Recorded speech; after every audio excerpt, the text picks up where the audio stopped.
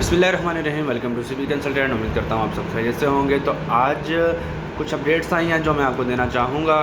Basic चीज़ ये है कि स्पेन की स्टेप बाय स्टेप जो है चेंजिंग आ रही है, और अच्छी चीज़ भी है और आसानियाँ भी हैं, कुछ लोगों के लिए मुश्किल भी होंगी।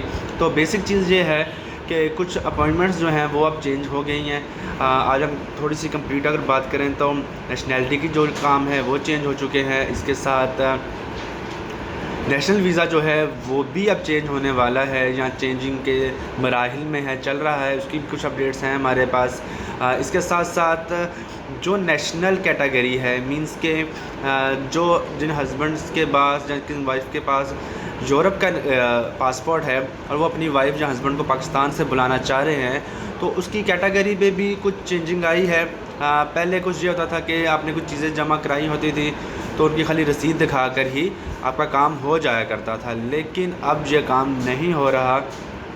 इसमें बेसिक चीज़ क्या है, अगर तो एक हस्बैंड या वाइफ अपने स्पाउस को बुलाना चाह रहा है तो उसके लिए कुछ डॉक्यूमेंट्स रिक्वायर होते हैं। तो उसमें से मेन चीज़ जो थी वो मैट्रिमोनिया था, ठीक है, जिसको यूरोप का मैरिज सर्टिफिकेट हम कह सकते हैं, ठीक है। तो मैरिज सर्टिफिकेट जो है वो अब जमा कराने के बाद जो रसीद होती थी उसमें अप्लाई हो जाता था, उस पर अप्लाई कर लिया जाता था और वो वीज़ा लगा कर दे दिया करते थे। लेकिन अब की जो आज की अपडेट है उसमें जो स्पेन एम्बेसी है उसने कहा है कि हमें ओरिजिनल मैट्रिमोनिया ही चाहिए, उसके अलावा हम किसी भी रसीद पर वीज़ा जहाँ आपकी वीज़ा फ़ाइल जो है वो नहीं जमा करेंगे। इसके साथ साथ अगर बच्चों की नेशनैलिटी की बात की जाए, जो बच्चों की नेशनैलिटी जो थी उसके भी एक क्राइटेरिया था। वो डायरेक्ट एम्बेसी में कुछ चीज़ें जमा हुआ करती थी और वहीं बायोमेट्रिक वेरिफिकेशन और पासपोर्ट वगैरह अप्लाई वहीं होता था, लेकिन अब वो भी यहाँ से ख़त्म कर दिया गया है और उसको भी ड्रॉप बॉक्स में शिफ्ट कर दिया गया है। जो भी चीज़ें होती हैं अब एम्बेसी डायरेक्ट अपने ड्रॉप बॉक्स को देती है और एप्लीकेंट वहाँ जाकर अपनी फ़ाइल्स को जमा कराते हैं। इसके साथ साथ कुछ अपॉइंटमेंट जो हैं, जो पेंडिंग जो ओल्ड केसेस हैं, उनकी फ़िलहाल जो प्रोसीडिंग है वो एम्बेसी में ही हो रही है, लेकिन ये जो चीज़ है ये अब ख़त्म कर दी गई है।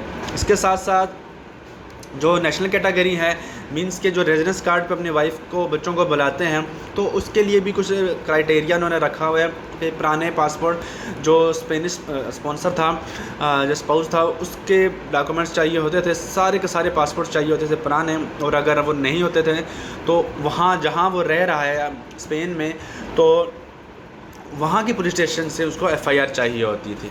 इसके अलावा एक और चीज़ ये है कि अब अगर पाकिस्तानी एप्लीकेंट जो जाना चाह रहा है, अगर उसके भी एक से ज़्यादा पासपोर्ट हैं तो वो सारे के सारे पासपोर्ट जमा कराएगा, ताकि उनको पता लग सके कि क्या सीन है।